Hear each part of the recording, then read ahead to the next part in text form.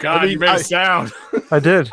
I wasn't ready, and then Jesse made that laugh, and suddenly I am ready. It's charming. Now I'm even more excited.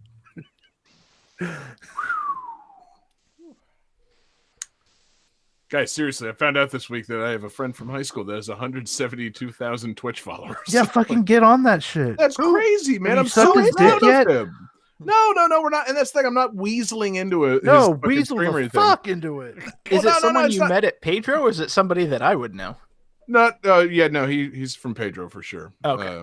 But yeah, man, I was like, holy shit, that's my man from fucking high school. I don't want to say his name because I realized now I'm like, wait, he's got almost 200,000 followers under a nickname on Twitch. I don't want to accidentally dox his ass. But at the same time, I just want to if I get your attention in the chat by saying your real name, does that fucking get me banned or what? I don't know. But yeah, man, I just want to tell the guy hey, what's up, man? I'm really fucking happy for your success and congrats. And if you happen to want to, I don't know, host GTT Radio on your channel to 177,000 subscribers or whatever, by all means do it. But yeah. John, are you wearing your 80s Dr. Doom shirt? Yeah, man. Fuck yeah. Deal with it, baby. Wait. I got a compliment on this shirt earlier. The fucking guy at CVS was like, so that's Dr. Doom with some attitude, huh? I'm like, yes, exactly, because Dr. Doom famously didn't have enough attitude. He's like, I mean, I guess that looks like the kind of Dr. Doom that would release a rap album. I'm like, it's funny you mentioned that because there was this guy that rapped as Dr. Doom for 15 years. It's like, and he what? died. Yeah, but the cashier was like, "What are you talking about?" MF Doom. He rapped as Doom for quite some time. He's like, "I'm gonna look that up. That sounds great." Middle-aged white man looks up MF Doom for the first time in 2021. I want to watch that video. Yeah, exactly. I want to see that reaction video. Huh? Doesn't really seem to be in character at all. What's he going to rap about Latveria? I don't know. Doom spit bars. I mean, I love Doom. Yeah. Oh, but you're talking about Dr. Doom, not MF Doom. Right. That Dr. Doom spitting? Yeah. Yeah. I was going to say that because that MF spitting, I realized that would refer to MF Doom, not Dr. Doom. Anyway, point is, Dr. Doom, with shades, attitude. Because Dr. Doom famously has no attitude. Does he? I think he does, though. I think he's got. Listen, I don't want to, play the comic expert here, but yes, I would think that Dr. Doom has a bit of a rude dude. He's got a bit of attitude. I mean, Dr. Doom is famous for having a few things. Number 1, a country. Number 2, a suit of armor, and number 3, fucking attitude. Yeah, Now, but I mean, attitude is a broad umbrella. So what words describe that attitude? Would you say bad attitude, David? Yes. Yeah. Egomaniacal, megalomaniacal. Yeah, that's kind of a bad attitude. Mm-hmm. Yeah. I love it. Dr. Doom rules. I hope they really get him right for the MCU. All right, you guys ready to start the show? Yes. Uh-huh. All right. Here it goes. 5, 4, 3, 2, 1, go. Welcome to Gain That Tune.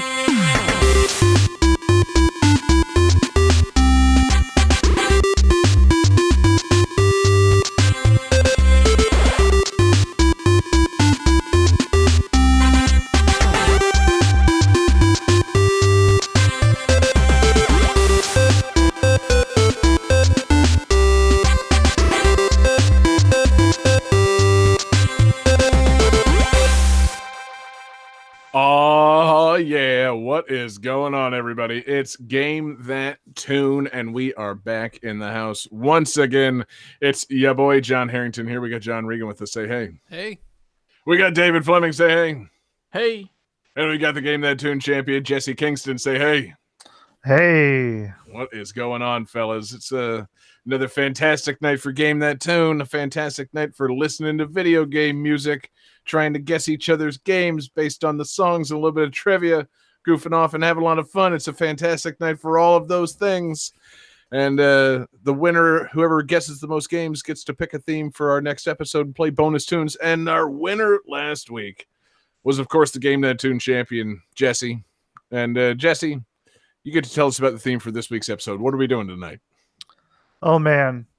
A lot of us have been working hard and really had our nose to the grindstone, if you will.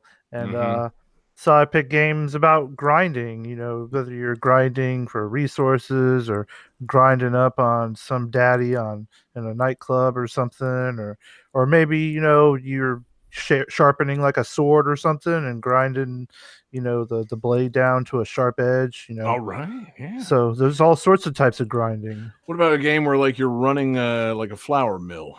Yeah, but that's fantastic. Yes. Yeah, that's some great grinding. Bigger the grindstone, the better the game, baby. Hell yeah. What about games where you just like grew up hard on the streets and you had to grind to survive? That's right. Yeah, there you go. Grew up around junkies and alcoholics, and you want to sit here and talk about grinding. That's what we're doing tonight. It's gonna be great. What about games like cooking games where you add like just the zest of lemon or orange? Shit, no, that's rind games. No, never mind. pepper- Okay. Wow. I grinder. thought you were gonna say, David. Fuck no. Zesting something is not grinding it. That is, I will take your ass to the kitchen, bitch. But no, you were going with a rind versus grind. I was about to buy some cooking classes, David, because that was very concerning.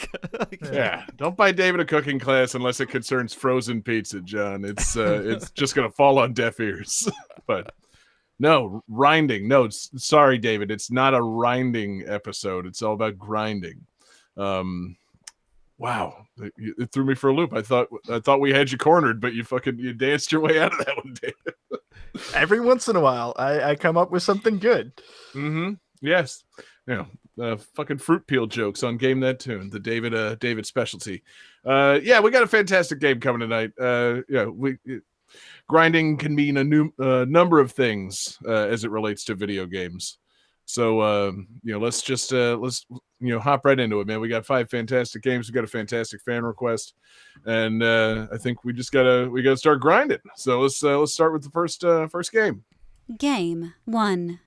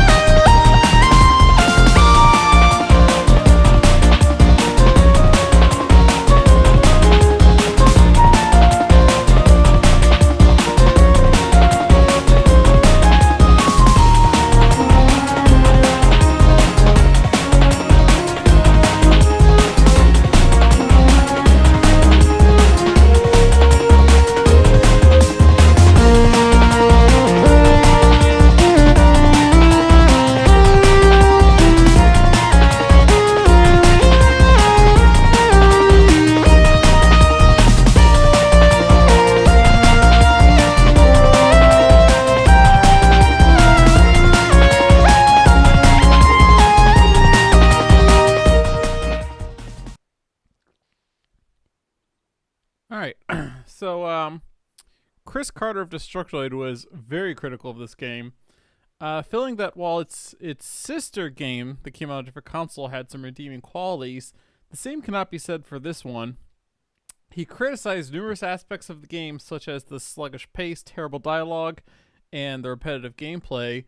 He concluded the review by saying, "Rather than let you actually play, this game is content to make you wait, and wait some more before you get to the decent but flawed platforming. The design is maddening, especially when coupled with the poor dialogue compliments of this new universe."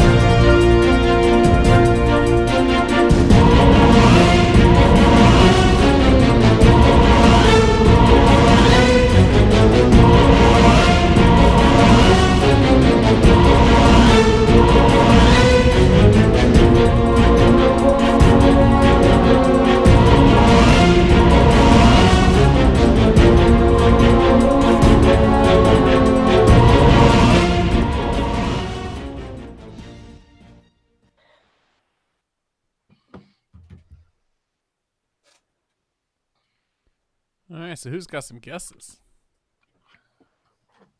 I'm suddenly worried that we're going to be hearing just a lot of generic RPG music tonight, and it's not going to go well for me. Let's see here.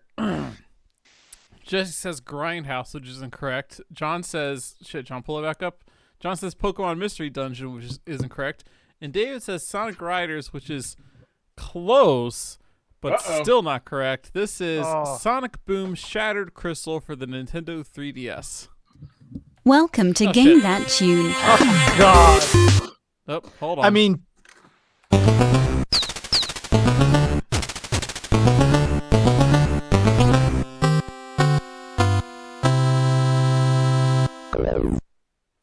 to be fair, if we are going to talk about the Sonic Boom games, we should just start the show over again. Like, no. Redo. Not really. Johnny, I can't wait to hear your hot takes on the Sonic Boom games. My hot take is that this and Rise of Lyric combined sold a total of 620,000 copies, making it the worst-selling Sonic game in the franchise. Really? Like, yes. Totally, like, wow. At least as of 2015. I don't know if the new games come out, that sold worse than this one, but this was I'm sure there. Sonic Forces did better than that. Yeah. I like the fact that combined, they're the worst-selling game. Like, individually, it's even worse. Yeah, that hurts. But I mean, that's the thing. I mean, honestly, they were kind of up against it. 3DS, famously, a very poorly selling system. Not very many 3DSs out there, so it's hard to expect them to have fantastic sales for the Sonic Boom 3DS games. Well, and also, to be fair, I mean, nobody going to correct me on that? No. I'm going to say, like, Sonic the Hedgehog, notable, cartoony, kid-friendly mascot, not really the platform that 3DS is. Like the Right. install base of the 3DS, not really into like colorful platformers. That's right. Right. That's true. If this had come out on, say, the PS Vita, it probably would have done way better. Because the For sure. 3DS was famous for skewing towards a more mature audience. Like you had that Grand Theft Auto San Andreas port come out on the 3DS. I mean, really, they should have just held this over and made it like an Xbox Series X exclusive. Like you're would have really been going so much better. Exactly. You're not really hitting a target market by putting it on 3DS and aiming it at kids. I mean, like it's just, who are you going for with this? It's there. This game had no chance to succeed. It only makes sense that it would sell no copies. It was not set up for success at all. No, honestly, I don't know enough about these Sonic Boom games to know why nobody likes them. Johnny or David, why don't any? Okay, I was gonna say, why don't people like these? Like, when the Sonic Boom cartoon came out, I was like, oh, I don't have a problem with this that a lot of people seem to have. This looks okay, but then I guess the games didn't really bring much to the table, so I don't know. Yeah, the game, like, so Rise of Lyric in particular was pretty bad. This one I feel like is not as bad as Rise of Lyric, because at least this one had music that was kind of fitting. Like it had up tempo, music that kind of makes you feel active. Whereas when you play Rise of Lyric, it's like this weird, slow, like sleepy music while all this action's happening. It's like, what is this? That's not great. And then, so this game has like some cheesy dialogue and weird jokes. Like I remember watching a video and they were talking about basically getting into like space lizard conspiracy theories, but tweaked for the Sonic universe. Or lizard people, I mean space lizard. Lizard people conspiracy theories, but tweaked for the Sonic universe, like secret New World Order stuff, blah blah blah. And I was like, that's kind of funny, but I feel like a lot of kids would not understand this. Please tell me there's a Sonic the Hedgehog equivalent of David Icke writing about Vector the crocodile running the world from behind the scenes. Basically, and it doesn't help that Lyric. It doesn't help that Charmy B controls the media. It doesn't help that Lyric is a lizard person. Like that's basically what he is. It's like, wow. A little on the nose. I seem to remember the 3DS game being better than the other versions, but I didn't play these. I have seen the Sonic Boom cartoon, and the cartoon is actually pretty good. Okay, cool. I thought so. I watched it with my nephew. I thought it was charming. It's charming. Like if you can get past, because I remember a lot of the controversy was like Sonic wearing a super neckerchief, tall, and he's got a neckerchief. Like, but isn't Knuckles like a big idiot too? Yes, he's like a big brawny idiot. But is Knuckles not a big idiot? But sometimes I never got the idea he he moments. was a big idiot. It's like sometimes Knuckles gets very woke, and it's great. Yeah, there's a lot of like fourth wall breaking jokes. Like it's actually a pretty good show. Cool. But yeah, I didn't. Okay, so yeah, when we were talking about Rise of Lyric, I forgot that that's the one that was on the Wii U. So, all that shit we were talking about, like install base, that all applies to Rise of Lyric. I honestly don't know why Shattered Crystal, besides maybe just being terrible, wouldn't sell well. Like seriously, there's 3DSs and kids out there with them in their hands. Like make a good Sonic game, they'll want to play it. Sounds like they didn't make a good Sonic game. No, as I recall, it's glitchy and like the platforming is just kind of dull and boring. It's not so. It's not as glitchy as Rise of Lyric. That was terrible. Like I saw some footage of where that like they would slow down to like a 10 frame per second crawl, and characters would just like pop into existence, shit like that. Well, Johnny, that's just stylization. That's just how Sonic is. He sometimes slows to a 10 frame per second crawl. I mean, Sonic the Hedgehog, famous for going very, very slow and deliberate. Yeah, exactly. Got to go really clunky. That's his catchphrase. If there's one thing that Sonic always says, it's get it done right the first time. Like, I mean, that's Sonic's main catchphrase. Gotta go eventually. Mhm. Gotta go correct. Yeah. If you're gonna go, you gotta go correct. That's right, Sonic. Thank you. Man. So, but yeah. Anyway, that the was all plot- about Rise of Lyric, not Shattered Crystal. Yeah, the plot. Well, the plot of this game was confusing because I think it was supposed to take place after Rise of Lyric, but at the beginning, Amy gets kidnapped by Lyric, and Sonic's like, "Who's that dude?" It's like, wait a minute, I don't. This supposed to be a prequel because I don't know how you would know who this guy is after you spent a whole game with him. Couldn't you when they see like some released- intertwined timelines and shit? Sonic Generations, cross Sonic Boom. Sonic Tenet. So yeah, it's not a great game. The grinding comes in with the classic Sonic Adventure style grinding on rails. You know. through Oh, action okay, stages. cool. See, I was worried. I honestly kind of forgot we were supposed to talk about grinding.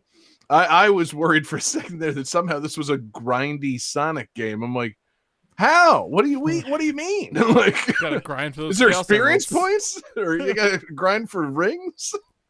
Oh god, Ugh. can you imagine that grinding for rings? Like they're not just scattered all over the place. You have to like. Yeah, you gotta farm them and shit, and defeat I like just- Dark Souls style bosses. Oh my god. I just want to go back because John, when you said Sonic Tenet, like I suddenly realized you were talking about the Christopher Nolan Tenet movie. Uh-huh. But at first I thought you meant Sonic Tenet as in like David Tennant, and I was imagining like different Sonic Doctor Who's. Sonic who? Oh, I would love to see. And they already have a Sonic screwdriver.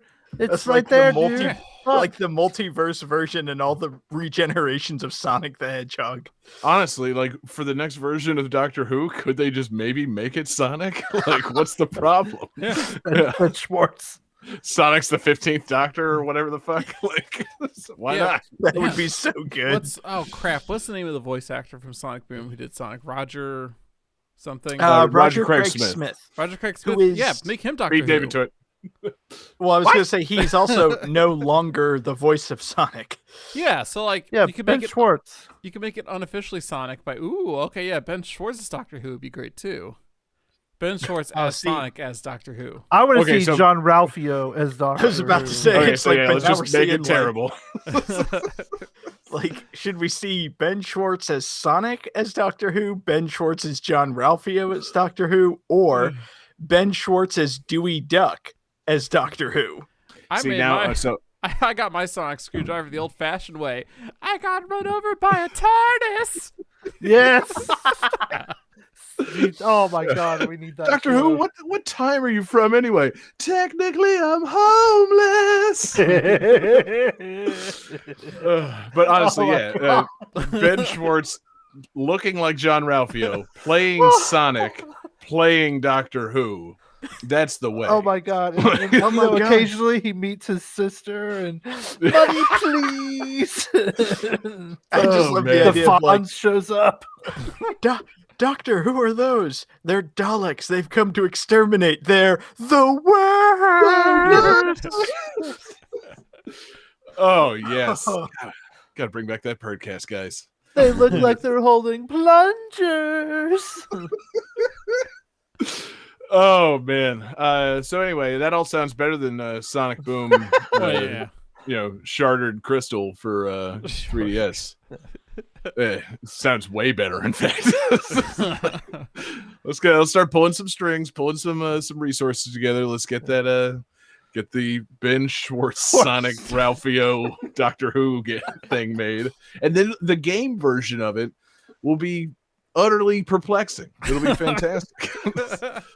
What kind of game is this? The licensing for this game was insane. It's a Doctor Who Sonic game that takes place in Pawnee, and it's really, really grindy for some reason.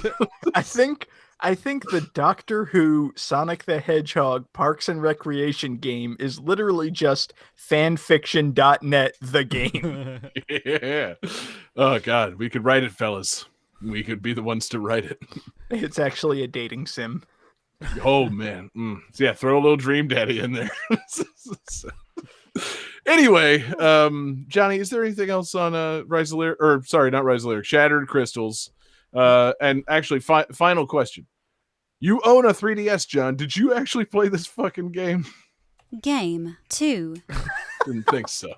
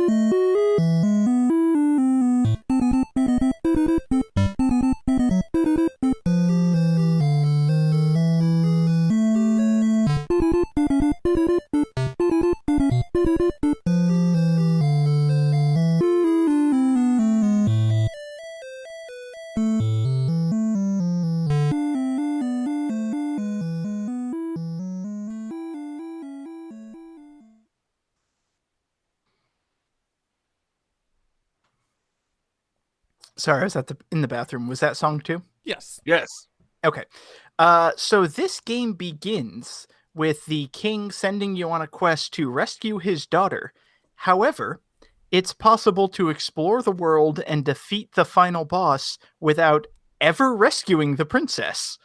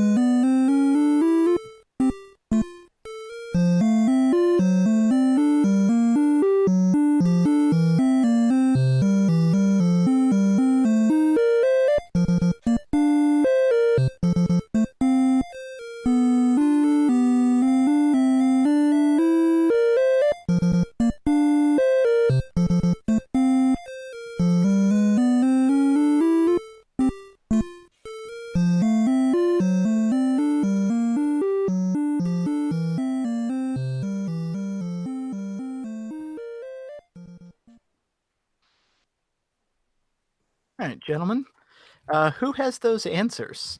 Also, before you reveal your answers, I just want to make it clear this game had a different name in America than Japan, but Well, don't tell them yet. both names will be accepted. No, because one is Japanese. Yeah. Yeah. Oh man, I can't wait for you my accurate kanji. Okay. So John Regan says side Whoa. quest into Glory and Poon. Sadly incorrect. Did that say Poon? John, Yeah. Okay, John just and Jesse both have the correct answer. This is Dragon Warrior, aka Dragon Quest. never heard of it. The characters were different names in Dragon Quest, weren't they? You know, I'm not sure. I think possibly. Hmm. Oh yes, Not they important. were. The important thing is which is more American, a quest or a warrior? Probably warrior. Warrior. Here in America, Guns. yeah. But still, I don't see what's so wrong with the name Dragon Quest. Like, were people in the Apparent- 80s just not looking for a quest? Apparently, there was like a pen and paper RPG series called Dragon Quest, so they couldn't well. call it that. And then come like 2000, when Dragon Quest 8 came out, the other series like discontinued or went bankrupt. So they're like, fuck it, it's Dragon Quest 8 now. Yeah, good. Very good. I can't believe they would, risk angering that one guy that invented a pen and paper RPG in his basement. Yeah, right. You're a fucking big company. Put out your Dragon Quest game if you want. Jeez. We can handle it. We can handle the quest. We're ready to answer the call. It doesn't need to be warriors. Do you even play as a warrior in Dragon Quest? You do. So you play as a hero who you can name, and in this game alone, the name of your character actually like determines your stats, like based on what letters you use for your names. Like that's your initial stats that you have. So like certain names are key to like being very strong. So if you put the wrong name, this game gets significantly harder because like leveling up gives you less stat growth. What a puzzle to solve. I love it. I love that. Oh my god. Yeah. So what's the strongest name in the game? Is it like all Z's? Bruce. Funnily enough, I was actually looking up like what's the best name to have and everything. Like, how does the naming system work? Because I downloaded this game on Switch. Bingo. Warrior. Two of the best names that you can have are Link and Zelda. Which I think is really kind of funny. That's crazy. Appropriate. But yeah, I downloaded this game on Switch because I was like, you know what? The first game in the series, like, I want to play it. I want to see where Dragon Quest started. Apparently, it's not super long, so I was like, okay. It's definitely the beginning of RPGs. Like, it's very fundamental and very basic. You don't get a party. It's literally just you. There's only one save spot, and it's like talking to the king in the castle in the center of the world. And I was playing it, and I was like, every time you talk to him, he gives you kind of like a status update. So I was playing it actually on my commute home from work today, and he's like, oh yeah, you great hero, noble hero, if you collect 290 experience points, you'll increase your strength. I'm like, all right, 290 to the next level, like, that's not so bad. Like, I've played Pokemon games where the next level is like 12,000. Like, sure. 290 is easy, sure. So I crossed a bridge. I got into another area with stronger monsters. Please tell me this has fractional experience points. There was this, like, I can't remember the name, but it was like a magic wizard monster. Used some spell that took off like a third of my life. I was like, okay, stronger enemies. We're good to go. Killed it. Like, congratulations, you've defeated it. You've gained 8 experience points. Like, oh, fuck. Like, it takes a while to level up in this game. Yeah, okay, so hold on. I'm no egghead. I'm a math magician here, but 290 divided by 8. David, that's going to take over 1,000 encounters to get those experience points. So, okay, John, that's definitely not right. You're way off. It's really like 2,000 encounters. Okay, so yeah, shit. I'm sorry. God, 290 is so close to 3. Yeah, so it's like 2,400 encounters to get those experience points to level up once. That is a grind. Yeah, it's very, very grind heavy. But it's still like, it's still charming and it's still adorable, and I've been enjoying it. It's definitely one of those games where, excuse me, like when the theme came up of grinding, I just thought of what I like about this game is you ever get into like a groove and you just get into that zen mode of just repeated actions for like level grinding, and like, oh yeah, you just kind of zone out and relax. Like, that's what this game kind of did for me, and I like it. I feel like lately with games, I mean, I don't play a lot of games that are grindy, but it seems like as I've gotten older, like the repetition, the repetitive action usually ends up causing me to feel sleepy. No matter like how action packed the game is, I'm like, I guess I'm doing this again. And it just I think I've lost my ability to grind certain situations because I start like dozing off, and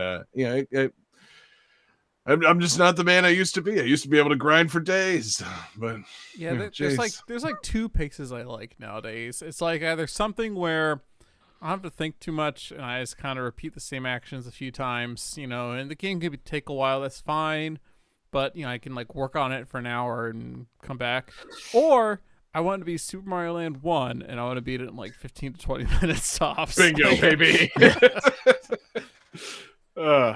That's the way. Yeah, it keeps you awake. So, David, you said this game's pretty quick. So, how close is it to Super Mario Land 1 in terms of quickness? So it's more than Super Mario Brothers 1. Okay. No, Mario Land 1, because that's even shorter than Mario Brothers 1. Mario Land 1.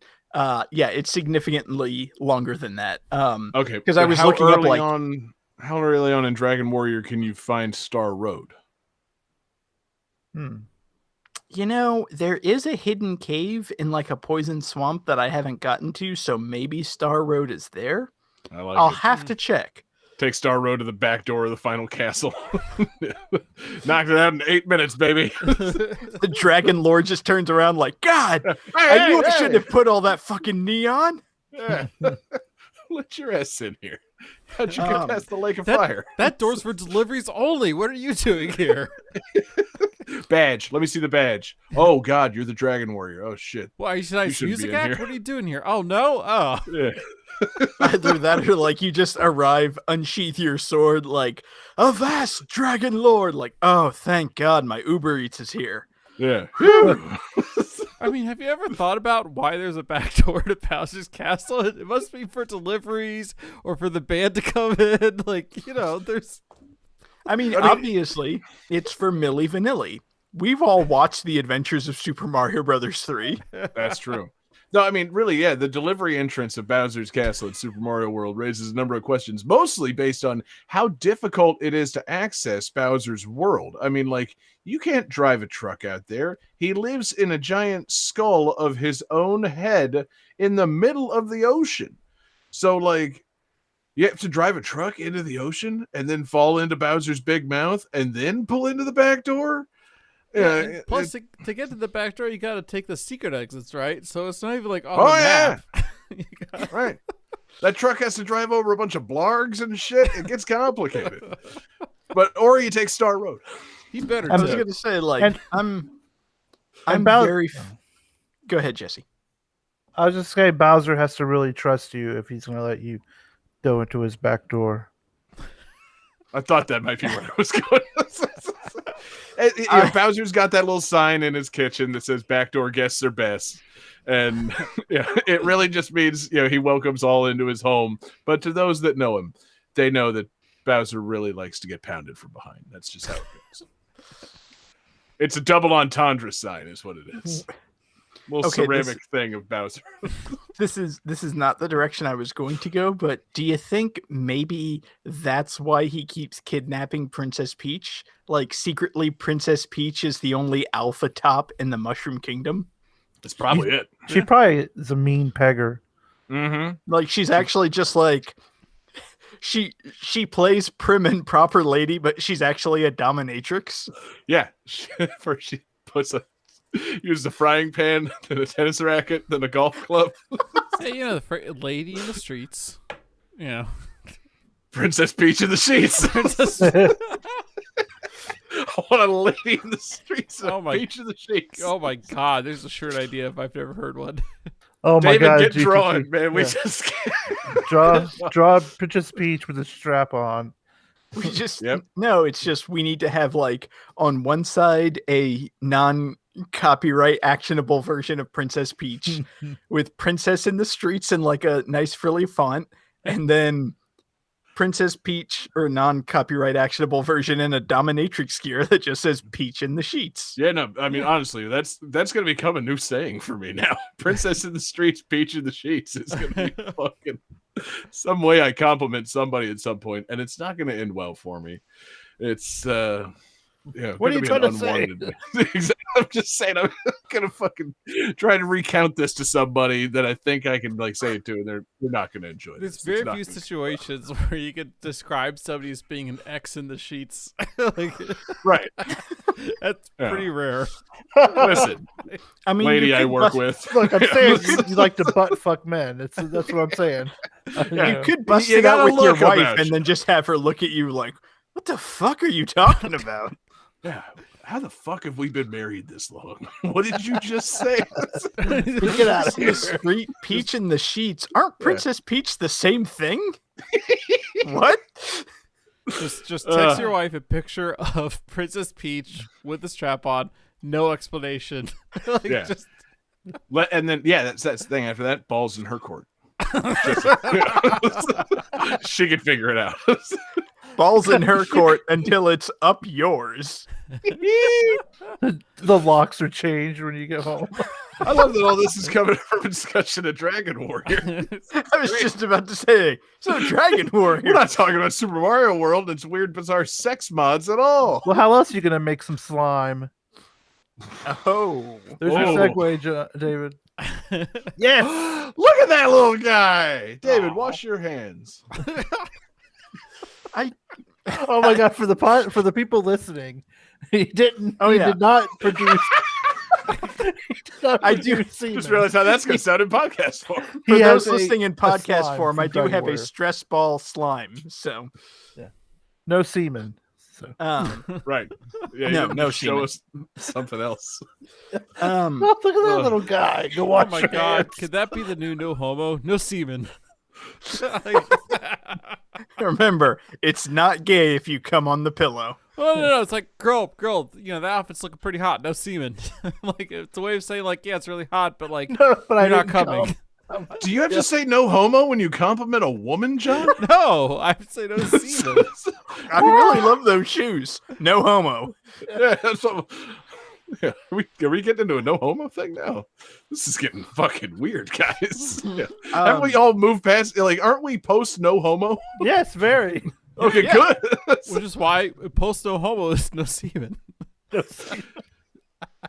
So, speaking of things that Episode we've title: No semen. Implying there's no semen on this show is a slippery slope, gentlemen. Oh, we're sticking. Like a false slippery and flagrant slope advertising. covered with semen. Yeah, Jesus. Of course there's semen. What are you talking about? I believe Why would you we're ever talking- say that to somebody, John? You know, no semen. Yeah, that implying there's no semen.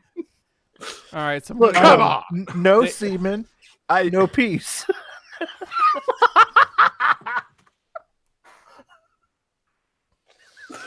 Oh man. I think to go back to your question, John, what we're talking about is Dragon Warrior. Yep. Uh, I like my semen like I like my scrubs. Don't want no. Oh, I thought you were going to talk about Zach Braff or something. yeah, it's I gonna was gonna say, say, like it's like- season 8 and under only. No! I like my semen how I like my scrubs on right. nurses. And at that time, I began to wonder, maybe saving lives is more important than. Maybe moving on to the next game is more important than David wrapping up his thoughts about Dragon Warrior. Dragon Warrior, it's a very basic, grind-heavy RPG, but you know what? It's fun, and I enjoy it. Hot take, it's fun. All Game things that could 3. be said about semen.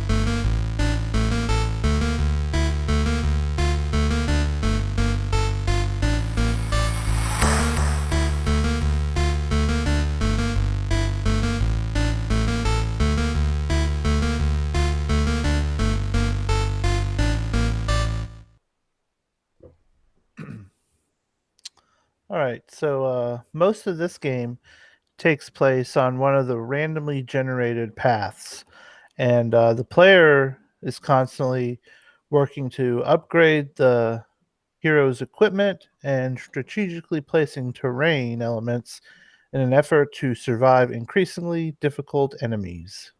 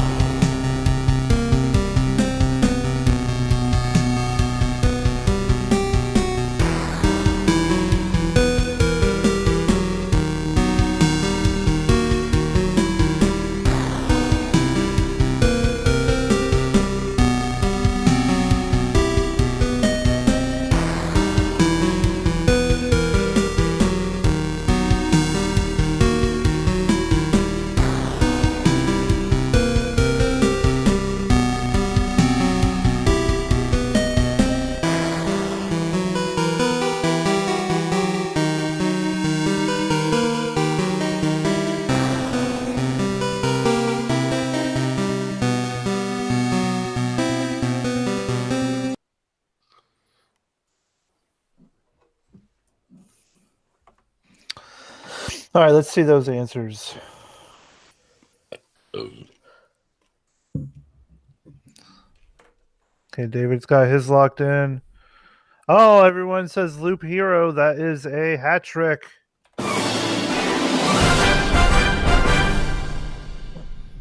This is Loop Hero taking the nation by storm. I think it's already sold like 5 million copies or something. Really? And, yeah. I was And about to say, is that the subtitle or is it just doing really, really well? No, it's doing really well. A lot of people Right. talking Okay. about it. Loop Hero: taking the nation by storm. Yeah. Which in no way describes the gameplay of the game. Just No. a really great subtitle. Yeah, I would love a game subtitled Loop Hero, Take the Nation by Storm. I think it sold 5 million copies or something. Or something. On Game Pass and PC as well. No, it's not on Game Pass. What? No, I Ooh. paid money for this game. What? Yeah. I That paid good. I paid upwards to $20 for How this long game. has it been since Jesse's played a game on the show that he actually paid real money, not Game Pass like download time for? Like this is Ghost of Tsushima, maybe? shut up. I Okay, mean, fine. Great. to be fair, it's been longer since Johnny has played a game on the show that he has played. That I'm gonna need to go to the the spreadsheet to figure out. Yeah, but see, no, that's the thing because Johnny keeps bringing like these weird like Acme Animation Studio games and shit, and he fucking played those stupid fucking Oh, things. absolutely. Like he didn't just pull that one out of his ass. Like no, he had experience. Yeah, but did he play Sega Gaga? That is a good question. No, and I got game overed because that didn't even come out in the U.S. Yeah, right. Bingo. So Johnny, take your ass to Japan and play Sega Gaga. But in the meantime, Jesse's playing Loop Hero, a game he paid real American dollars for. He gave up a whole Andrew Jackson plus taxing for this fucking game. So, Jesse, it must be a good game. I mean, I bought it Friday. By Sunday, I had 20 hours on it. All right, Whoa. all right. So I was Well, doing some time. Yeah, that's some time. But it's so like charming. It's got its hooks in me. Like Got it's loops in you. yeah, very, very so many loops. Just Got one more hooks in loop. your loops like a big old Like a- Velcro. Like a jellyfish. Oops, all loops. It's definitely a one more run game where you just like just Mm. one more run, and then you're like, oh man, I could do this different Oh, next look, it's time. 3 a.m. Yeah. There went my one more run. Yeah, pretty much. Yeah. Mm. Like, and it's good for like a second screen game because like at first you'll be like wanting to like maybe watch something while you're playing it, but then you'll start noticing that you're paying way more attention to the game than what you're watching. Oh And yeah. then you're like, okay, but it's a very weird game. It has this cool like late 80s computer game aesthetic. The music, like you heard, was really good. Yeah. And it starts off with like this skeleton wizard from space destroys the world, and you're this guy, and you just like go around in like a circle, like in a loop, and every loop is different when you do it, and you just walk around, and there's like slimes on the path, and whenever you run into a slime, you get into a little like battle thing, and it's like an auto battler, so like you have no control of that part of the game. But every time you kill something, you're either getting equipment or these cards. And so the equipment, you can constantly be equipping stuff onto your character, upgrading your stats. There are 3 classes: the warrior, the rogue, and the necromancer. And like the necromancer is cool because he's just summoning skeletons the whole time, and you can have like 6 different skeletons fighting for you at once, and it's really cool. But then the cards are all stuff you can lay down on the loop, and so like you can like add some like mountains, and if you add enough mountains, you'll get like a really good hit point bonus. But it'll also start spawning harpies that fly from the mountain somewhere onto the loop. So then you got to fight harpies. So you got slimes and harpies. You got cards where you put down like a city or a town. But then when you have more towns, a bandit camp forms, so then you got Sweet. bandits that show up in the town that you have to fight. Maybe you put like a grove somewhere, and then wolves start showing up in the grove. Or like if you can put a vampire mansion next to a city or a town, and basically the vampire like kills a bunch of people, and then there's like zombies in the town. And so if you go 2 loops and kill all the zombies for 2 loops, the third time the city will upgrade into like a vampire estate, and like the vampires are like having the people like live good lives. And you get like whenever you go through a city that heals you, and you get a quest.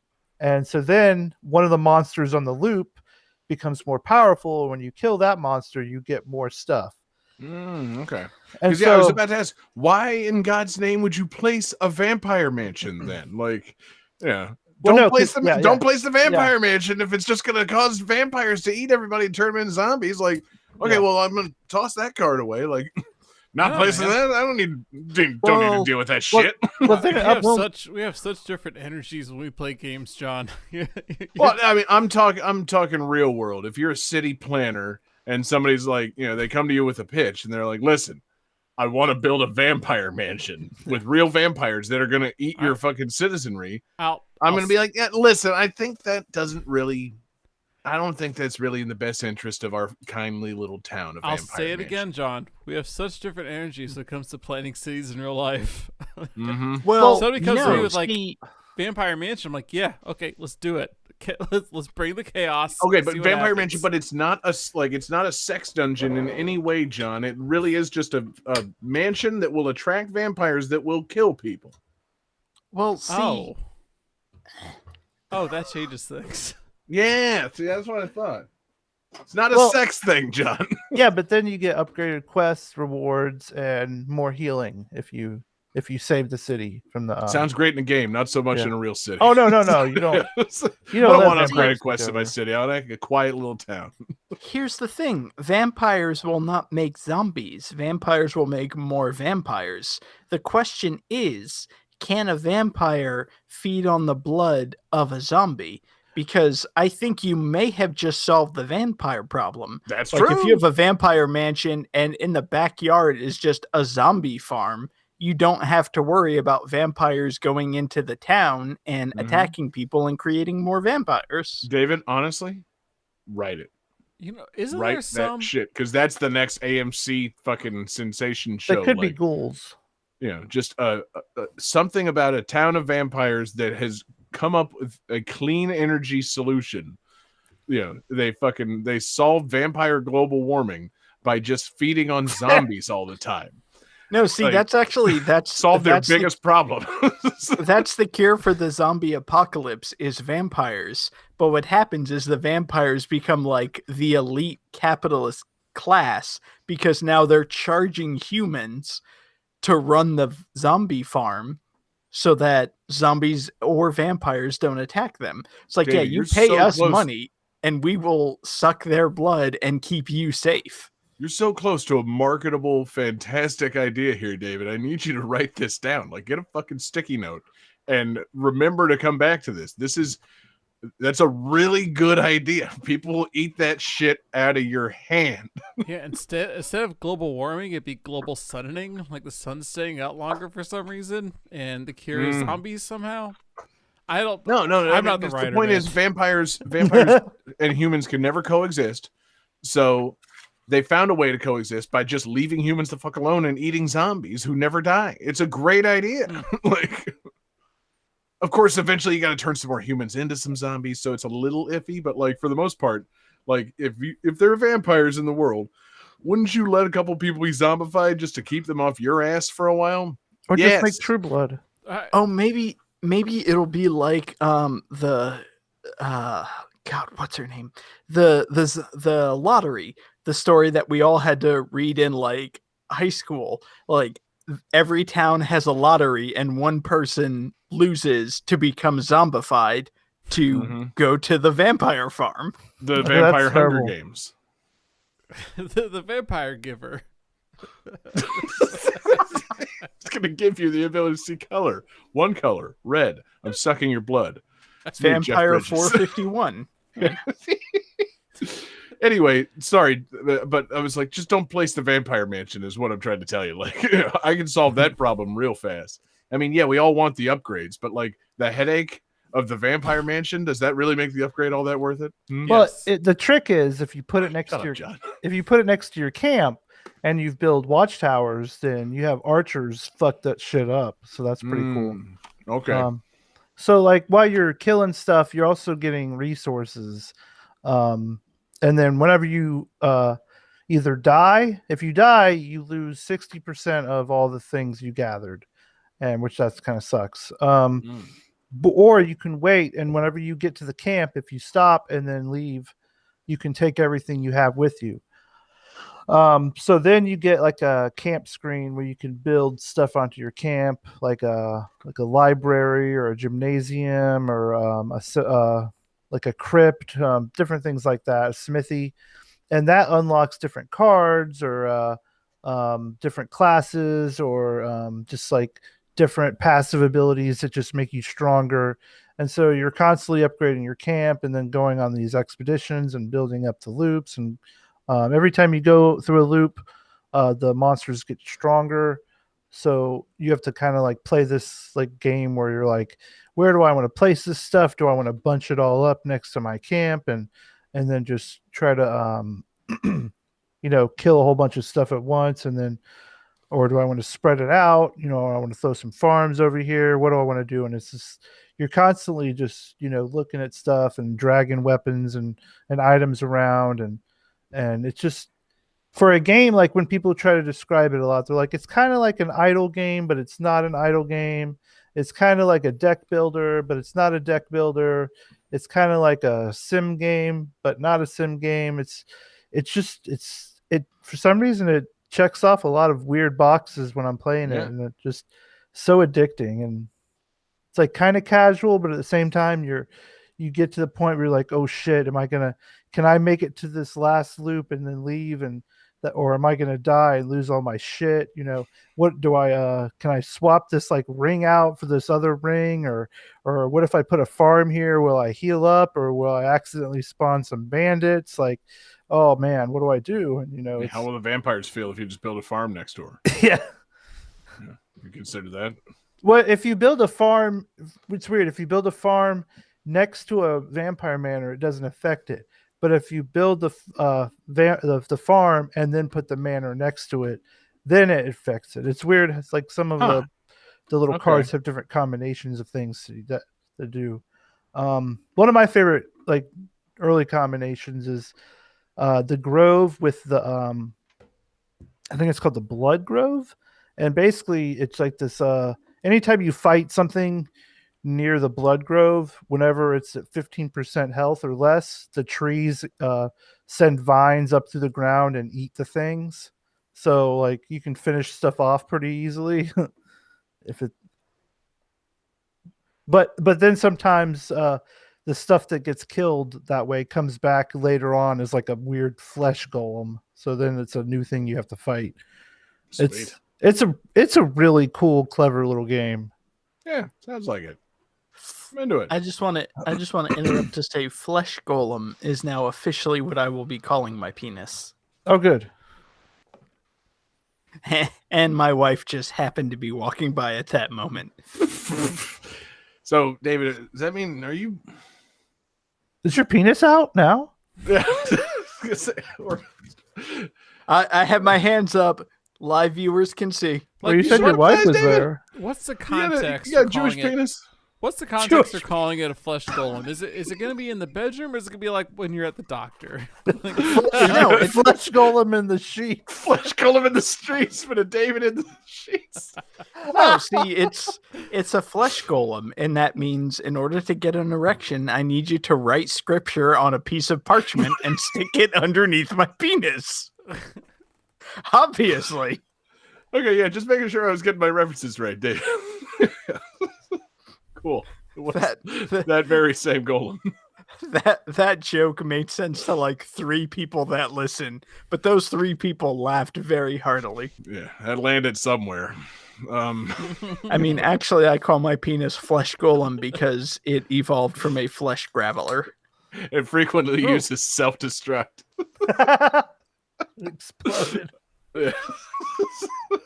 Yeah, anyway, man, Jesse, this game sounds dope. Yeah, I need to check out a video of it. I know you streamed it this week. I need to actually see this in action to fully understand it, but it sounds pretty cool. You know how I knew that this was this game? Because he finally looked. I finally paid attention this week to what Jesse was streaming. I was like, hey. Did you actually watch it or just look at the title? I watched it for a few minutes. Oh, cool. Yeah.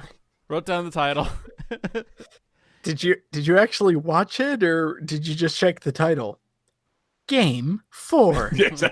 Anyway, yeah, cool game, and I think it deserves a check out. And my final question: so, if archers are killing vampires, are they shooting like steak arrows, and you have to hit the vampire directly in the heart, or are they like garlic tipped arrows?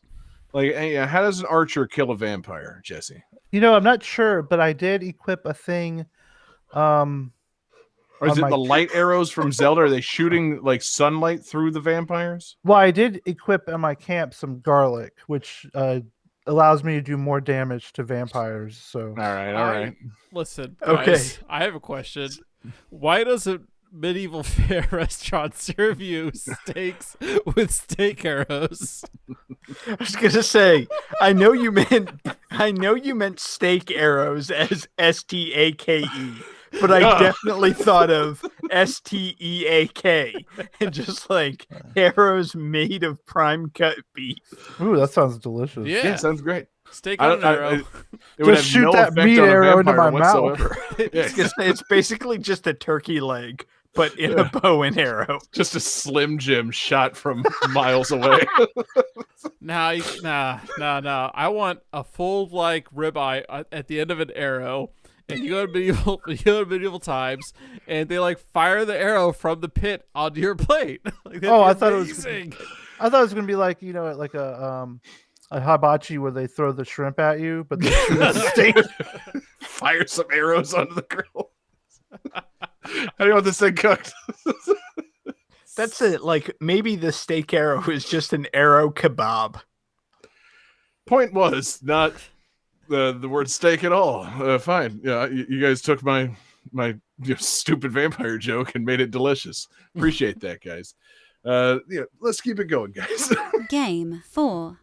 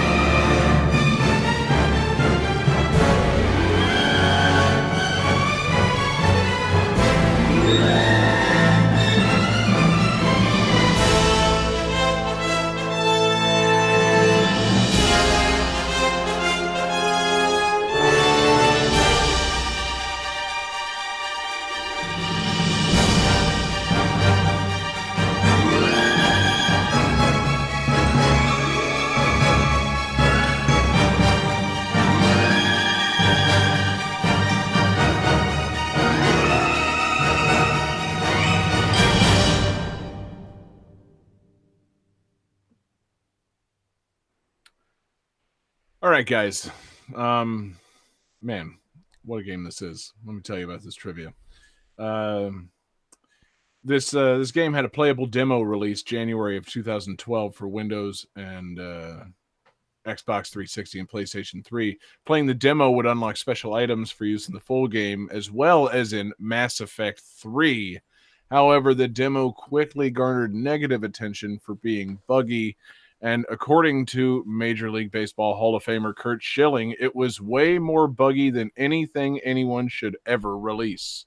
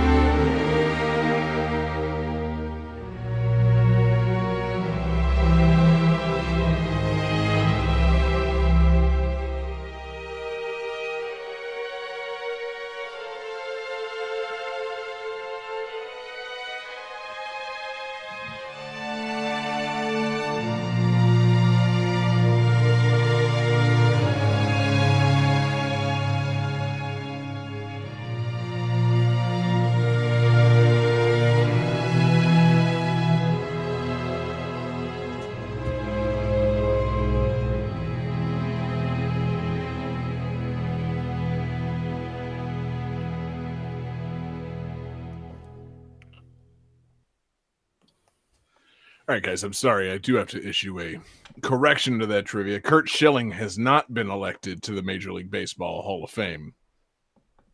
Yeah, Good. Shit. Oh. Yeah, fuck Curt Schilling. Johnny drew a penis saying no semen.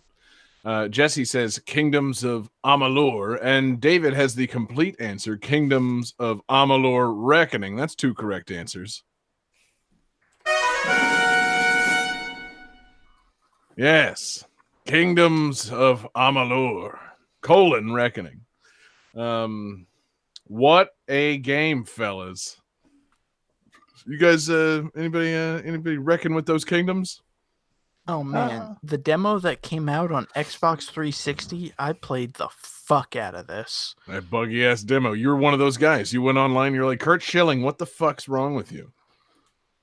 I sure did.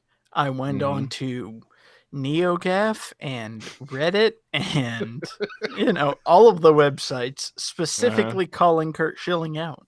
Yeah, went on to Breitbart and you're like, hey, fuckstick, why'd you release that shitty demo? Yeah, which was really confusing because that was like the top comment on a post about how, you know what? No, I'm going to drop this. Jump off the bus, David, quick. Ooh, man. Yeah, I have not played the Kingdoms of Amalur Reckoning. Really, I just picked it because it was a fascinating recent RPG. I was like, just kind of looking up RPGs, and this one actually got a re-release just last week or so on the Switch. I heard it was okay. With one of the dumber titles I've ever heard. Kingdoms of Amalur Re-Reckoning. We got to do it again. Yeah, we're gonna re-reckon this bitch. I think that's a really stupid title for something. I'm just saying, like, call it, Reckoning Remake, or just call it Kingdoms of Amalur Reckoning. Don't call it the Re-Reckoning.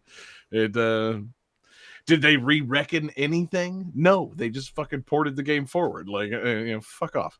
You better but anyway, recheck yourself before you re-wreck yourself.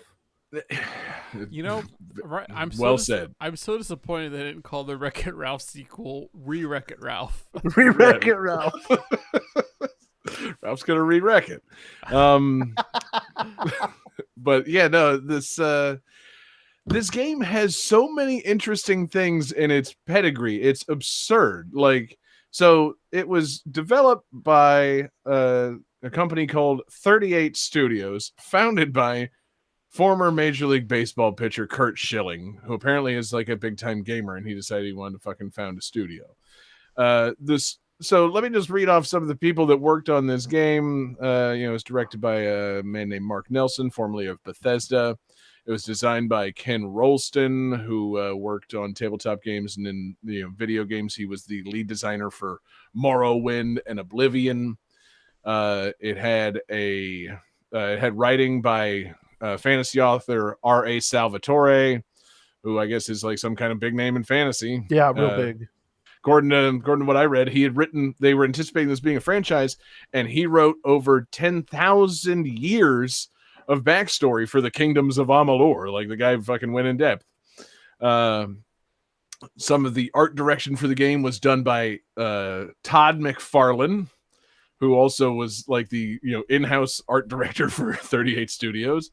And then the soundtrack for this game was composed by Grant Kirkhope. Huh. So this is a fucking hell of a game here, guys. And I was gonna say, as you were talking about everything, it's like, art direction by Todd McFarlane, who I don't really think you need to explain who Todd McFarlane is. Yeah, no, see, I at first I was like gonna joke and be like, Todd McFarlane, the guy that made Family Guy, made this bizarre ass RPG. No, I figured I'd just let Todd McFarlane kind of rest. Like, figure that one, you guys get that one. But yeah, so it's like got this fucking crazy pedigree. It's like this RPG with Todd McFarlane art, Elder Scrolls designers and writers, and a Grant Kirkhope soundtrack. I'm like, that sounds fucking dope. I can't believe this studio went out of business right after releasing this game. Like, there's no way this company was having money trouble or was being crazy and mismanaged. No way. Yeah, doesn't he owe like a bunch of money to like some city? Yeah, that's the beauty. Like, this was honestly, that's the reason I brought this. It's just been a fun Wikipedia rabbit hole. So Kurt Schilling's dumbass took out he moved the studio from one state from like Pennsylvania to Rhode Island on the promise of a $75 million publicly funded loan from the state of Rhode Island, and immediately began defaulting on that loan. The company went bankrupt shortly thereafter. And I call that a home run. yeah, they were ordered to repay the state $61 million of the $75 million they had been lent. All kinds of weird backdoor fucking crazy deals, and just like a company being completely mismanaged. Unbelievable from notably reliable and even-keeled Kurt Schilling. Whoa. A company mismanaged, not with the pedigree of working with Todd McFarlane. Yeah, not Todd McFarlane. Surely and Kurt you Schilling. jest. No way. Yeah, it became a big fucking mess, and the company went out of business. This was their single player game. They had to cancel their MMO that they had planned, which is kind of a shame, because honestly, all these elements in like an MMO sounds like a fun fucking MMO. Like, this game sounded really cool. I have no intention of playing it. Like, it's cool that it got a Switch re-release. It's cool that the Switch re-release in no way gives money to Kurt Schilling, because it got bought out. Always a plus. The companies and its like assets got bought by, I guess, the new THQ. THQ apparently is now a company again. THQ Nordic? THQ Nordic, yes. So some company bought the name THQ and bought a bunch of stuff, and so now the new THQ Nordic, has republished Kingdoms of Amalur: The Re-Reckoning, and I'm like, I'd almost think about giving that some money now. I don't have time to start a big grindy fucking RPG, but like I would almost think about it. Like Todd McFarlane art and fun kind of, real-time battle systems and, fucking this fantastic Grant Kirkhope soundtrack and all this like Skyrim type shit. All sounds good. I'm not going to do it. But it was just too fascinating to read about and not talk about. And I love just reading how badly Kurt Schilling failed at all this stuff. That guy's such a piece of shit. Like, it's so good, man. Like, he's just such a fucking loudmouth, like transphobic, homophobic, racist, Islamophobic piece of shit. Ooh. That just to continue reading about how his company crashed and burned was just, it was a wonderful read today. And then I was reading about his Hall of Fame candidacy while we were listening to that third song, and I found out a delicious little tidbit.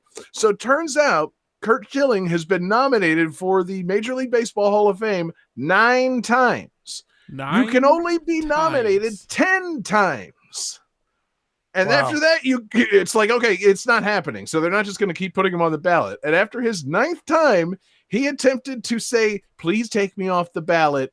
I will let a veterans committee decide if I should be in the Hall of Fame, because I feel I've been discriminated against because of my tendency to make outlandish and controversial and racial statements. And basically the Hall of Fame committee said, no, we're just going to put you on the ballot one more time. So he's not getting in next year. No one likes this guy. I got a follow-up question. I love it. I got a follow-up question, because the 10 times rule exists because somebody kept doing it. I want to know how many guys have made it on there 10 times and just been like, we don't like that guy. He's not Hall of Fame. Yeah. I want to know who made that a rule. Who got on like 20 times? So they said, okay, fine, we're setting a limit now. Yeah. All right, Koufax, you're in. But after this, no one gets on the ballot more than 10 times. Good question. Have they ever let Pete Rose in yet? Or no, he's still like totally banned from baseball. Okay. Yeah. I just love those people who are like, I am being unfairly discriminated against for sharing incredibly hateful, horrible things about minorities. Yeah, it's unfair, David. He should be enshrined in a special Hall of Fame for sports, despite the fact that he is an outspoken bigot. It's not fair, David. I mean, there's plenty of outspoken bigots in that Hall of Fame already. They just didn't exist in the social media era. That's true. Maybe what we need to do is begin an asshole Hall of Fame, and Kurt Schilling could be like, dude, that's Gonna That's fill gonna up real Inaugural fast. inductees. Yeah. Oh man. You know, Kurt Schilling's just gonna start his own shitty Hall of Fame. All right, guys. Dreamcasting asshole Hall of Fame. Okay, Kurt Schilling. 1, 2. John Regan. All right. 3. Jeffrey Epstein. No, I don't want to be in the hall with Jeff. No, So no. are you saying we need to rethink this hall, John? Yes. No, 1 Kurt Schilling, 3 Jeffrey Epstein, 2 Donald Trump. Yeah. Oh, I mean, his place is predetermined. He's in the highest halls of asshole fame. But Is anyway. is the Hall of Asshole Fame just hell? Is that what it is? Like, it sounds like it's just hell. No, I don't think so because I'm probably going to hell and I don't think Oh, I'm a David. Hall of Fame asshole. So Please. Yeah. So yeah, you'll be going to that middle place. You're not going to the asshole Hall of Fame, David. That's definitely not the case. Yeah, you'll have I'm beer, just, but it's I'm warm. just going to heck. Yeah. Anyway, you'll have 1 VHS tape of Cannonball Run 2. Yeah, Johnny, we get the reference. Okay. Yeah, I'm not going to play the new remake of Kingdoms of Amalur, but the whole thing is intriguing to me. And the game has such a cool pedigree and so many people that worked on it and that got bamboozled into going into business with some fucking hyper conservative dipshit. It was really cool to just read all that stuff today with a little I'm not even going to say a lot of schadenfreude. It felt good to read about this spectacular failure of a game. For real, I want to look up this article and read it just to read about how Todd McFarlane got bamboozled in business. Like, that sounds amazing. It's so good. Like, because Todd McFarlane's just such a notoriously great businessman that for him to somehow go into business with someone even worse, it's like this. Can we get a movie? Like, we need, I need to hear about this. This is like the new Fire Festival. Like, I would pay so much money for that movie. Yeah, I would too, man. I would too. But yeah, great soundtrack. Shout out to our boy Grant Kirkhope. Fantastic tunes. It's some of the most modern and it's some of the least xylophone-y Kirkhope music that we've ever featured. But just a wonderful soundtrack. So we love that guy, and thank goodness he got out of the whatever horrible contract he was under. But yeah, great tunes from a weird game from a fucking weird company. And that's just that's all I had this week, babies. I don't play grindy games. Like, I had to fucking dig on this one and found the best story I could. So That's good. love it. Game 5. So, okay, for game 5, I actually picked 3 games. I was going to do that thing we did last time. Whoa, a whole Yeah. new segment. Yeah. Whoa. Yeah. So this is, triple play was okay sounding, but I thought maybe it'd be cooler if we called it VGM threesome. And so I took 3 of our tunas and I took their 3 requests and we're going to make it sexy. Play the sound, Johnny. Wait, before you do, I just want to ask, VGM threesome, is that what we're going to call this segment? Is that the final name? That name is not final. We're not sure yet. We'll hear the sound and maybe that'll determine it. VGN threesome. VGN threesome. VGN threesome. Oh no, it might be final. Oh my god, that's beautiful.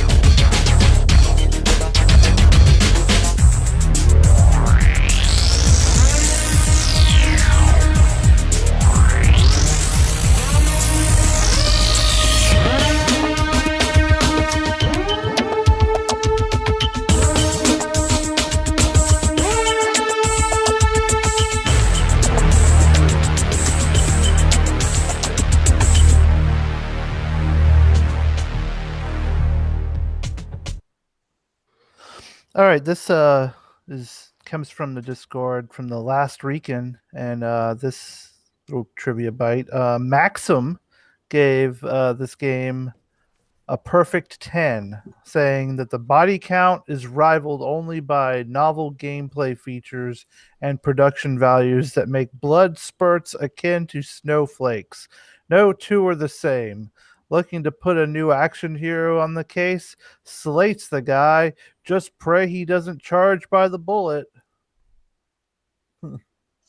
Wait.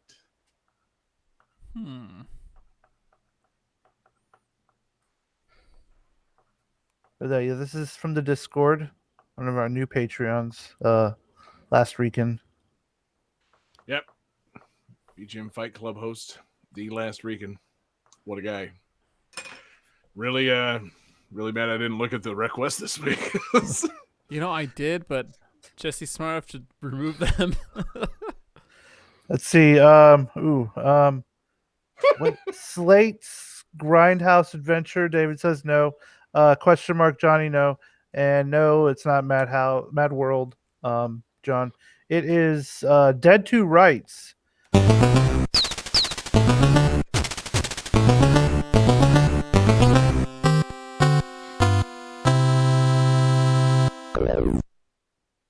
So this game, Dead to Rights, I did play it briefly. It's like a weird, it's a very action movie type game. It came out on the PlayStation 2 as a Namco joint. Yeah. I think you might have had a dog in this game. I might have misremembering. But I do remember there is a part where you have to be a stripper briefly, and there's a mini game where you like grinding up on people and stuff. So that's why last Recon picked this game because of that mini game. All right, well there is our most ridiculous use of grind for the episode. Good God. I was gonna say, like, it's a grindy like Grand Theft Auto ripoff. Like what?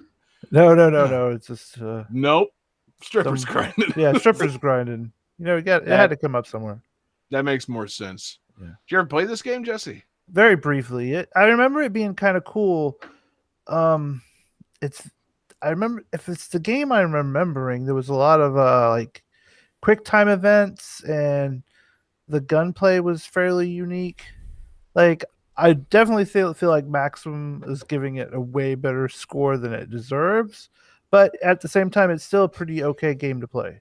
See, I mean, that's the thing, man. Maxim's video game reviews, they were obviously, just, I don't know. I don't want to call their integrity into question, but Maxim's, game section, I don't really want to find a way to connect this all to Gamergate, but whoa, it's all there. Okay, this was the earliest indication. Quickly. Yeah. Let's get to the next song. Unbelievable.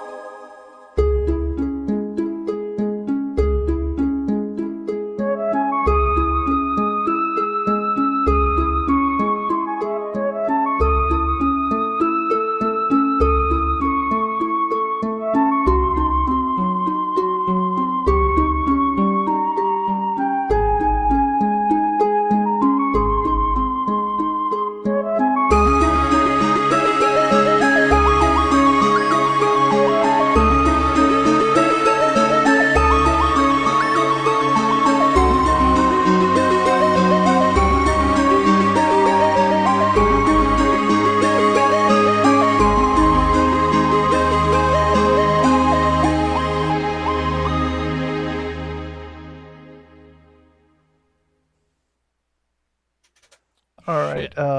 That's fast. Yeah, let's see.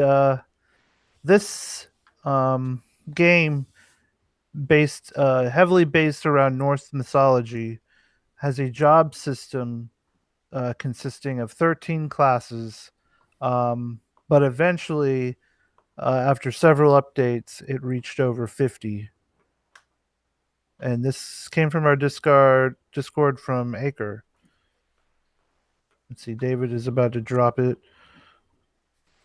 Johnny, you don't have to ready play to the drop "we it. all got it wrong" sound again. You don't have to play that 3 times for the second. Epcot's Maelstrom, no. Valkyrie Profile, no. Odin Sphere, no. This is Ragnarok Online. And this game, I actually did play it a long time ago. David, you looked like you were about to say something. Yeah, I was going to say, I feel bad that you actually did play this game and could talk about this game, because can we take this segment and just talk about Epcot's Maelstrom? Because, God, that ride was awesome. It was cool, yeah. It's now a Frozen ride. I Which know, is- and I haven't ridden it yet, and I want to, but I still miss Maelstrom. I'll never it's- ride it. If it's not Maelstrom, I'm not interested. Like, No, it's still fun. Okay, Johnny, for real, do you have memories of the Maelstrom ride at Yeah. Epcot? yeah. I remember that being like the one ride at Epcot. like, name other rides at Epcot. You can't. Spaceship Earth. Nope. Test Maelstrom. Track. End of list. The 3 Los Caballeros. And that's not me sticking up for Epcot. Epcot fucking sucks, John. Oh, fuck that. That's Epcot's okay. great. We're not going to get into that debate. John. I think was we should. Epcot sucks. I didn't- maintain it. John, did I say it was good? I said there's one memorable ride that does not imply. No, I the gave you River of another Time- one. Spaceship Earth. Spaceship Earth, the River of Time in Mexico. But I do really want to ride the Frozen ride just because apparently, like, they have the newest model of animatronics. Like, Yeah, it's nuts. apparently the Elsa animatronic is amazing. It's and crazy I- looking. Yeah, Goddamn smoke show. it's wild. I would smash. Mm-hmm. Heckin' ass smash that fucking. No, I mean, semen. no semen. Oh, John, you got it. They have that side before you get into the log. No semen. Please keep your semen inside the car at all times. But yeah, this is old school MMO, so lots and lots and lots of grinding of semen. and semen. grinding Yes, out right. that You do semen. fight little slimes, so they could be made of semen. Well, that's canon now. So, man, that's crazy. This came out in 2003, and the movie version of this didn't come out until what, like 2017, 18? Yeah, I guess so. That's crazy. Yeah. Don't think this game is related to Thor Ragnarok, but I could be mistaken. It It's has not? Ragnarok in the title, David. Yeah, Yeah, and it's David, Norse. correct me if I'm wrong. This is a Ragnarok game. That's the It's- Ragnarok movie. Very loosely based. Yeah, I'm pretty Correct me if I'm wrong. Jeff I Goldblum believe was that's- in both. Artistic I believe vision. that's literally what I just did. I'm pretty sure I'm right here, man. I'm pretty sure I was not corrected wrong. Having not played this game, I'm feeling pretty confident that these are two related properties. very loosely. Do I mean- both have Kate Blanchett? Yes. I mean, more games should have Kate Blanchett. Yeah. With that headdress, baby. Kate Blanchett Stab online. me as many times as you want. No semen. See, it works. You're just working your way to making sure No Semen is the episode title. Stop trying to put no semen over everybody. It's not happening. Oh, it's far. It's way over. It's super over. God Yeah. damn it. That's a new shirt design. No Oh my Semen, God. better than Fetch. Princess in the streets, peach in the sheets, parentheses, no semen. All right, next song. I want a shirt that's just parentheses No Semen, and that's Yeah, it. there No you go. visuals, no design, literally just that. Sold American. Good God.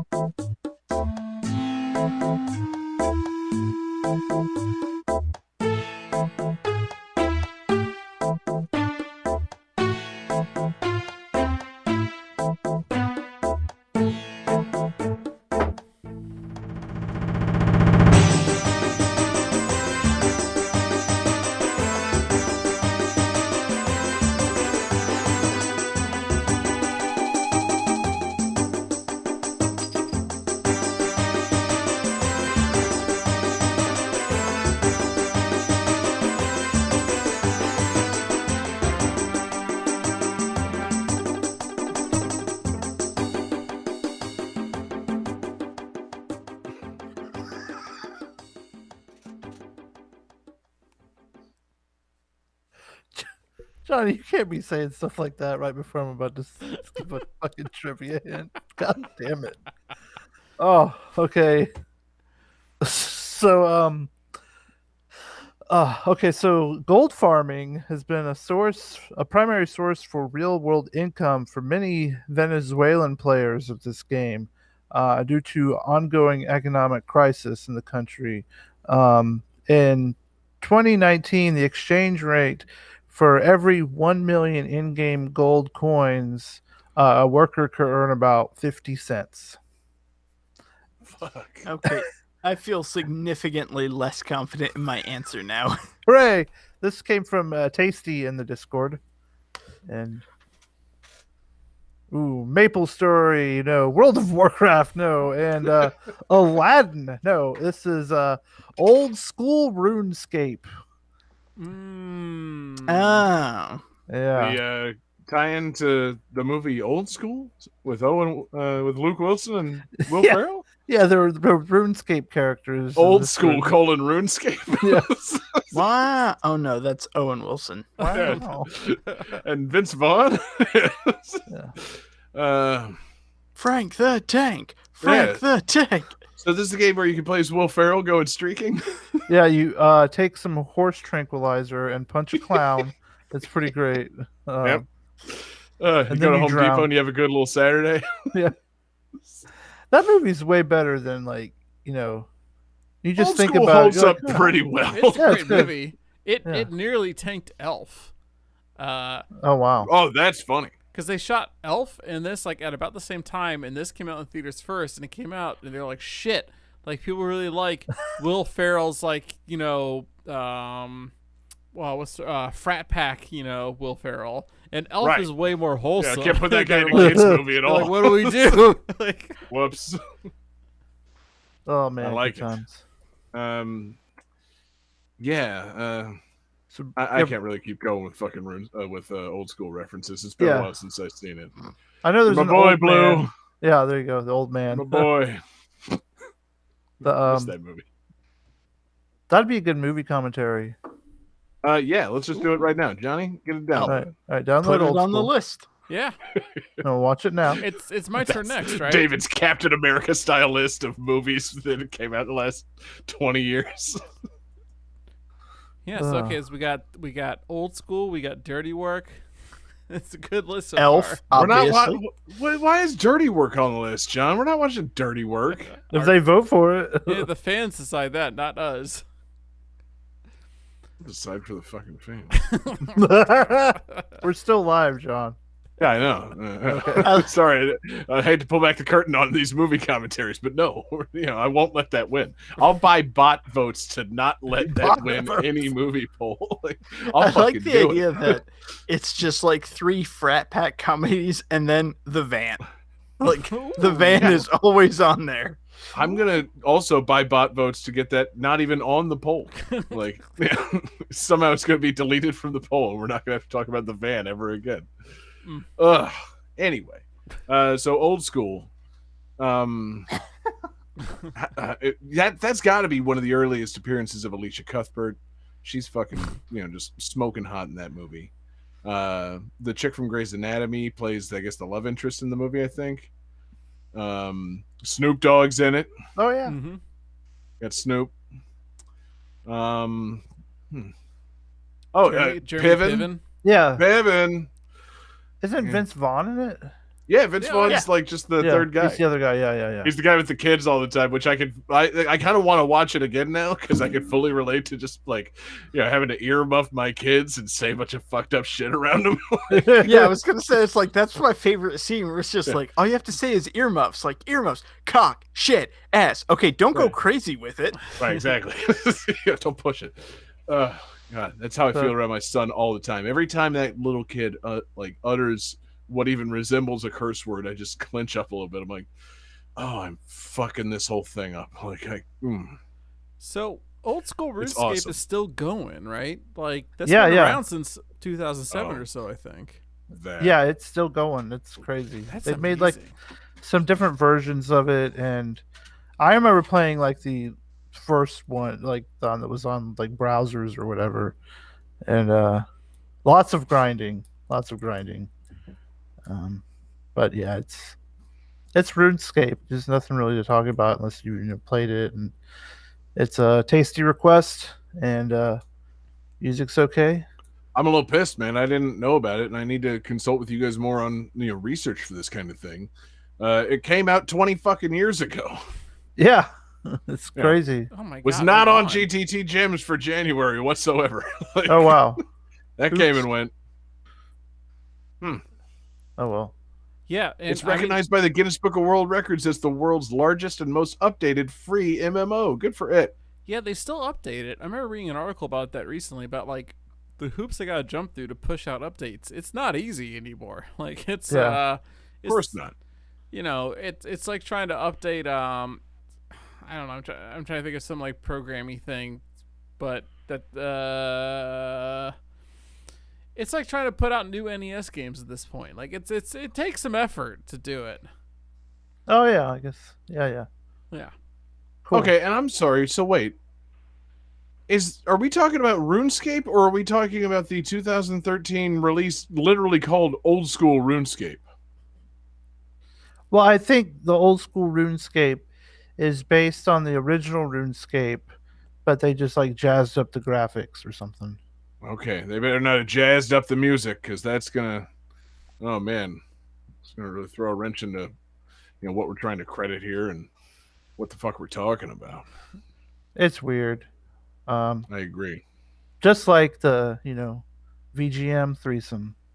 Yes, just like Andy Dick in that weird bit part in Old School where he's playing like the sex instructor. And Will Ferrell goes inside to beat him up. What the fuck was that scene about? I say that every time I see Andy Dick in anything. Andy Dick doing anything. What the fuck was that scene about? Yeah. What the fuck? Like, why It's was that weird in there? because Like the entirety of In the Army Now. Like what the fuck was that about? Andy Okay, Dick. listen. I love In the Army Now. That's going on the poll. Done. we are the few, the proud, the Glendale Water Boys. I love everybody in that movie except Andy Dick. Like, See, I thought you were going to say it's like that was my reaction after like 7 seasons of news radio. Just what the fuck was that? I loved when John Lovitz beat the shit out of Randy Dick. That was pretty cool. I love when Johnny. We were thinking about getting a bunch of cameos for the show, and you can get Andy Dick for less than $100. And Johnny's idea was, let's make him admit that he gave Phil Hartman's wife the drugs that led to her killing him. And I'm like, Johnny, what are you doing? And Johnny's obvious response was like, worst case scenario, he tells us to fuck off. Best case scenario, he records the cameo and says it. I'm like, oh God. We didn't do it. That cameo never made it on the show. Thank Christ, God. Yeah, I don't want Andy Dick anywhere near GTT. So anyway, let's get out of this. Yeah, RuneScape has been part of our VGM threesome. Yep. VGM Just like threesome. Matt Walsh, Artie Lang. VGM threesome. God damn it. VGM threesome. I love the guy at the end. Yeah, that's the sexiest sounding one. That's the kicker. I listened to so many. There was some really funny ones. Like there was one that was like 7 minutes. Not 7 minutes, but 7. I was gonna say you made this, right? There was one that was like 7 seconds, and he was going like, Oh my God, we got to release the Jesse VGM threesome cut. Yeah, it's just like 4 hours of VGM threesome. VGM threesome. Jesse finds the longest cum shot compilation possible and just edits the phrase VGM threesome into it over and over and over again. Jesus. Yeah, no, that was not bad VGM threesome, Jesse. I got to give you some credit. Mostly not bad because it was all requests. So thank you very much to all our requesters for their fantastic requests. Jesse, give them some more credit. Tasty, and Last Rican. Great pile of requests, guys. What a fantastic way to come up with, to knock out 3 requests in one episode. That's fantastic. More bang for the buck, guys. Or less bang, as it were. I don't know. But anyway, great round, great game. Johnny, let's send it over to the calculating computer to sort this one out. Calculating computer activated. Computers. Beeps. Spang! Boops. Scoring complete. This game's winner is David Fleming. Oh, good job. What do you know? Oh, cool. Yep. David scoring in a threesome. Awesome. Did I you have mean- to make a wish? I feel like that's a sex thing that I'm not prepared to comment on, but No, David, it's Yes. a VGM threesome. You wait, David. You're talking about your flesh golem earlier. What do you mean you're not Yeah. ready to comment? I don't want to Well- get too weird with it, You but should You have know- seen it. well, talking about my flesh golem is about me. When I start talking about a VGM threesome, I'm incorporating other people, and I want to respect their boundaries. Maybe they're not ready to talk about it. just say no semen. No semen. Yeah, that makes it There you fine. go. Okay. Name names, David. For the love of God. Let's get spill that tea. No, anyway, David, fantastic game tonight. What an episode. What a show. I'm curious to know what you got in mind for next week's episode. Well, I gotta say, tonight was a lot of fun, and this was a great episode. And honestly, I kind of want to shake things up. So I think it's high time we bring back Hate That Tune. Awesome. I feel Okay. like everyone paused like there was going to be some kind of sound cue, and then there was Or no just sound cue. no, I was like, I was taking it back. It's like we had a great time and like blah blah. And now let's talk about hate games. Yeah, I'm like, games we fucking hate. yeah, like, you kept the same positive tone the whole time. Well, I just. I'm sorry, let me do another take. There we go. So tonight was a lot of fun, and I think we had a blast tonight, but honestly, I think we need to shake things up. And I think it's high time we bring back Hate That Tune. Hot take. I miss my old hate sound. Where'd it go? I hate you, I hate you, I don't even know you, and I hate your guts. Mm-hmm. I used to have a sound for that. Those were the days. And then I tidied up all my files and all my sounds went away. Nope. It's not there. Nope. I mean, I hate you, Not there. I hate you, I don't even know you, and I hate your guts. No, I heard it, David. That's definitely going on the soundboard. Keep working on that. Love That's, 3. Oh, I hate that. That's the legitimate opposite of hate. I really fucking hate that. How absurd. I love that. Are we just I playing love- sounds? Yeah. Yeah, exactly. At this point, It's yes. Johnny, yeah. Price. Let's just play the VGM threesome one more time. VGN threesome. VGN threesome. VGN threesome. And I used the world complete music from Oh. Super Mario Brothers 3. Yeah, I you know. because you're Oh, you're okay. finishing. Yeah. That's what that was. All right. Sliding down that pole, baby. Man, yes. So anyway, fantastic, David. What a hateful show that's going to be next week. I'm so glad that you're so excited to bring back hate to Game That Tune. It'll be a blast. I'm sure we're all prepared to drop hot takes. I feel like I keep on picking my games a couple weeks early because, I don't actually hate Kingdoms of Amalur, but I could talk about Kurt Schilling for like 30 more minutes about how much I hate that. Yeah, no semen. And just like tonight's episode was grinding, and I had Genshin Impact a couple weeks ago. I'm like, I keep on getting these things too early. I'm shooting these things, just shooting a little too early. It's a problem I deal with all the time. But no, it's going to be a great hateful episode, and that's going to be a blast. So thank you everybody so much for listening tonight. Thanks everybody watching live with us. We're live every Wednesday night. We're on Twitch, YouTube, and Facebook. Search for Game That Tune. We're in your podcast devices on Tuesday mornings. We appreciate you listening. Share it with your friends. Spread the word. Game That Tune's the best. Thanks everybody checking out patreon.com/Game That Tune. It's the home for awesome exclusives. We got GTT gyms, we got mixtapes, we got movie commentaries. We got a lot of fun stuff going on over there at Patreon, and we appreciate you guys supporting us. Special thanks to the absurd fans over there at Patreon. Alex Messenger, Lance Revere, Damian Beckles, Bradford Stevens, Daniel Perky, Taylor Weiss, Sam L., Mork, Tasty, Grimmery, Phoenix Tier 2121, The Last Recon of the VGM Fight Club, and Unsaddled Zebra. What a fantastic group of awesome patrons we have over there at patreon.com/GameThatTune. Thank you to our 3 requesters tonight. Fantastic requests. They made their requests via our Discord server, but you can also hit us up, gamethattune@gmail.com, or find us on Twitter at gamethattune. Or you can find us individually on Twitter. I'm there at jgangsta187. You can find John Regan on Twitter at JPReganJR. You can find Jesse Moore on Twitter at Sega_legend. And you can find this week's winner, the hateful man himself, David Fleming, on Twitter at DFD Fleming. All right, man. Tell us about something you hate in anticipation of next week's episode. Let's hear some hateful tunes. Well, since next week's theme is going to be Hate That Tune, we are closing out with Catatomic Catastrophe from Bubsy 3D. Oh, wow. That's really fucking appropriate, David. I love it. Peace out, everybody.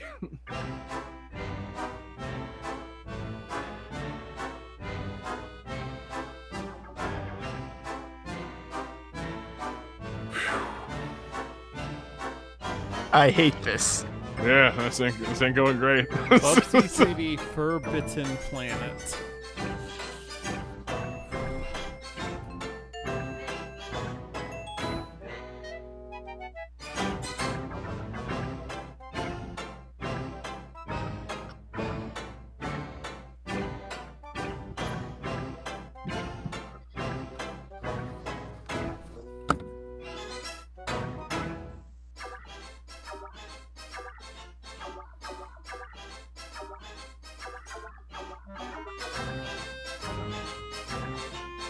What happened to Bubsy? He died as he rightfully should have. Going home to his home planet.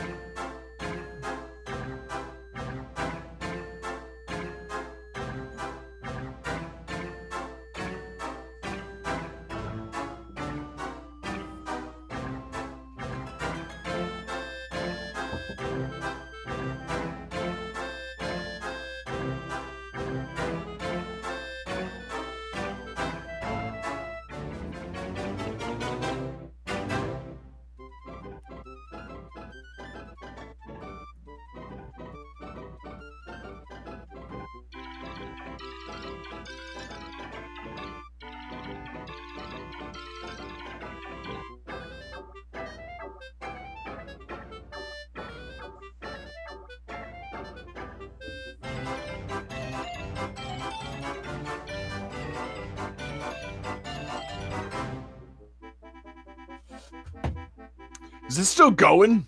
Jesus Christ. Guys, Yeah, are we why still here? Why didn't you fade it out? Don't fade it, John. Fucking soak it in. This is your problem now, David.